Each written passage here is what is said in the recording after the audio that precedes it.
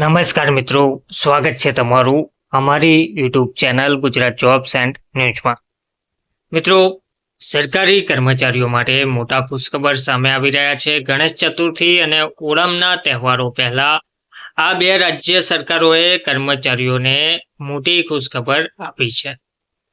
August મહિનાનો પગાર September મહિનામાં જે થવા જઈ રહ્યો છે તે એડવાન્સમાં મળવાપાત્ર રહેશે તેવું જણાવવામાં આવ્યું છે।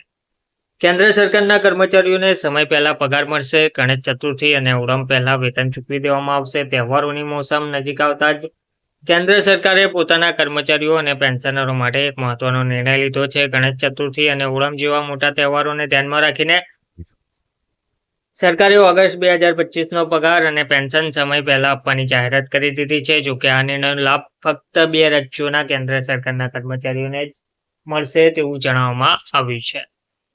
હવે ગણેશ ચતુર્થીનો તહેવાર ખૂબ જ ધામધૂમથી ઉજવવામાં આવે છે। આ તહેવાર 27 ઓગસ્ટ બુધવારના રોજ છે। આને ધ્યાનમાં રાખીને કેન્દ્ર સરકારે તમામ કેન્દ્ર સરકારના કર્મચારીઓને, જેમાં સંરક્ષણ, ટપાલ અને દૂરસંચાર વિભાગના કર્મચારીઓ પણ સામેલ છે, તેમનો ઓગસ્ટ મહિનાનો પગાર 26 ઓગસ્ટ મંગળવારના રોજ ચૂકવવાની જાહેરાત કરી છે।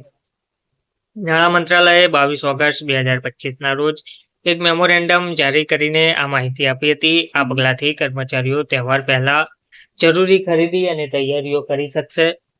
તેમજ ઓણમનો તહેવાર ભવ્યતાથી ઉજવવામાં આવે છે આ રાજ્યમાં, તો આ તહેવારને ધ્યાનમાં રાખીને પણ કેન્દ્ર સરકારે તમામ કેન્દ્રીય સરકારી કર્મચારીઓનો ઓગસ્ટ મહિનાનો પગાર અગાઉથી ચૂકવવાનો નિર્ણય લીધો છે। કેન્દ્રના કર્મચારીઓને તેમનો પગાર આજે ચૂકવી દેવામાં આવ્યો છે। આમાં સંરક્ષણ, ટપાલ અને ટેલિકોમ વિભાગના કર્મચારીઓનો પણ સમાવેશ થાય છે। નાણાં મંત્રાલયનું જે નિવેદન છે તેમાં નાણાં મંત્રાલયે પોતાના મેમોરેન્ડમમાં સ્પષ્ટતા કરી છે કે આ પગાર અને પેન્શનની ચૂકવણીને એડવાન્સ ચૂકવણી તરીકે ગણવામાં આવશે। ભવિષ્યમાં જો કોઈ ગોઠવણ કરવી જરૂરી બનશે તો તે ઓગસ્ટ અથવા સપ્ટેમ્બર 2025ના પગાર અથવા પેન્શનમાંથી કરવામાં આવશે। આ નિર્ણયનો મુખ્ય ઉદ્દેશ તહેવારોના સમયે કર્મચારીઓને નાણાકીય રાહત આપવાનો છે, જેથી તેઓ ઉત્સાહ અને આનંદ સાથે તહેવારોની ઉજવણી કરી શકે। આ નિર્ણયથી લાખો કેન્દ્ર સરકારના કર્મચારીઓ અને પેન્શનરોને સીધો લાભ મળશે। હવે આ જે નિર્ણય એડવાન્સ પગાર આપવાનો છે તે મહારાષ્ટ્ર તથા કેરળના સરકારી કર્મચારીઓને મળવાપાત્ર રહેશે। ધન્યવાદ।